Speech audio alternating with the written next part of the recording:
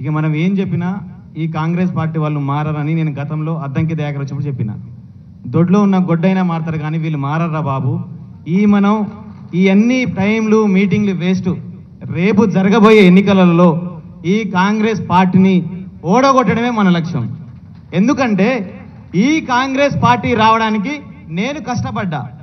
ఎందుకంటే ఈ కాంగ్రెస్ పార్టీ రావడానికి ఆదిలాబాద్ టు ఖమ్మం వరకు బస్ యాత్ర చేసిన వ్యక్తిని నేను ఇక్కడ. నేను ఏ ఒక్క రోజు కూడా రేవంత్ రెడ్డి గారి దగ్గర అయినా లేకపోతే కోనరామ్ సార్ దగ్గరికైనా ఏ రోజు కూడా నాకు ఎమ్మెల్సీ ఇవ్వండి సార్, ఎమ్మెల్యే ఇవ్వండి సార్ ఏం అడగలేదు. మా నిరుద్యోగులు 2 లక్షల ఉద్యోగాలు ఇస్తా ఉన్నారు, అది ఎక్కడికి పోయింది? ఎవరికి ఇచ్చారు ఉద్యోగాలు? ఎలా ఈ గ్రూప్ 1లో అంత అన్యాయం జరుగుతున్నప్పుడు తెలంగాణ మేధావులు అనుకునే ఈ కోదండరామ్ సారు, తెలంగాణ అపరమేధావి అనుకునే ఆకునూరి మురళి సారు, ఈ డాక్టర్ రియాజ్ గారు, ఈ పల్మూరి వెంకట్ గారు ఎక్కడికి పోయారండి?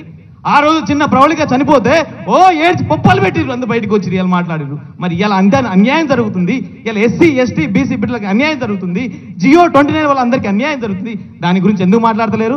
ఎంతసేపు మీ పొగడతల వర్షమే 60,000 70,000 80,000 ఎవరికి ఇచ్చారు? మీకు దమ్ము ధైర్యం ఉంటే అశోక్ నగర్ చౌరస్తాలో, దిల్సు నగర్ చౌరస్తాలో వచ్చి ఆ మాటలు మాట్లాడండి. మాట్లాడలేరు. ఎందుకంటే వాళ్ళు ఇచ్చింది ఉద్యోగాలు కాంగ్రెస్ పార్టీ కార్యకర్తలకు కాబట్టి. ఏ మాత్రం దమ్ము లేదు వాళ్లకు. ఎందుకంటే 2 లక్షల ఉద్యోగాలు సిగ్గుండాలి ఆ మాట చెప్పడానికి. మందికి పుట్టిన పిల్లలు మా పిల్లలు అని పేర్లు పెట్టుకుంటున్నారయ్యా, ఎక్కడైనా ఉందా ఇది? వాళ్ళు ఇచ్చిన ఉద్యోగాలు అవి. గత ప్రభుత్వం ఇచ్చిన నోటిఫికేషన్లు మా నోటిఫికేషన్ అంటున్నారు. సిగ్గుండాలి. ఎందుకంటే మాకుంది చిత్తశుద్ధి. ఎందుకంటే మేము ఏ పార్టీతో సంబంధం లేదు. ఫస్ట్ మీరు గుర్తుపెట్టుకోండి, నిరుద్యోగులకు రాజకీయ పార్టీలకు సంబంధం లేదు. ఇక్కడ ఏ నిరుద్యోగి అయినా ఏ పరిపాలన బాగుంటే ఆ పార్టీకి సాయం చేస్తాడు, ఆ పార్టీ కోసం మాట్లాడతారు. కాబట్టి సిపిఎం రాష్ట్ర కార్యదర్శి జాన్ వెస్లీ గారికి స్వాగతం. అదే ఏ పార్టీ మాకు సంబంధం లేదు. ఇప్పుడు ఇక్కడ రాగానే కొంతమంది ట్రోల్ చేస్తారు, ఇక మొదలు పెడతారు, వీళ్ళు కాంగ్రెస్ పార్టీ, వీళ్ళు బీఆర్ఎస్ పార్టీ అని, బీజేపీ పార్టీ అని. అరే నాయన, మీ పార్టీ గెలవడానికి నిరుద్యోగులు మామూలుగా తిరగలేదు.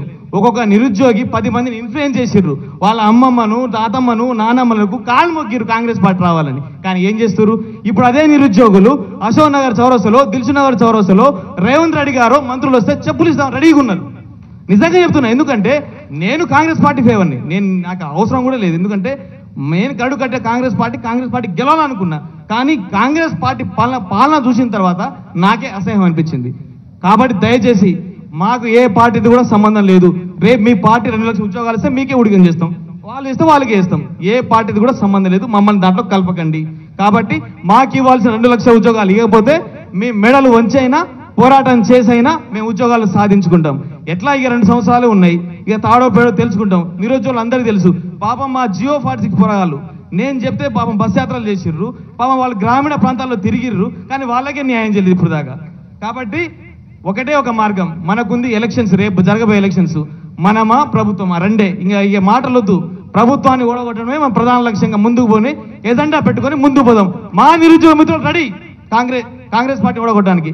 మీరు రెడీ, మేమైతే రెడీ. ఎందుకంటే మా సత్తా ఎంత ఉందో, మా సామర్థ్యం ఎంత ఉందో అన్ని బయట తీసుకొచ్చి కాంగ్రెస్ పార్టీ ఓడగొట్టడానికి ప్రయత్నం చేస్తాం. మీరు రెడీగా ఉండండి, మేము కూడా రెడీగా ఉంటాం. Thank you so much.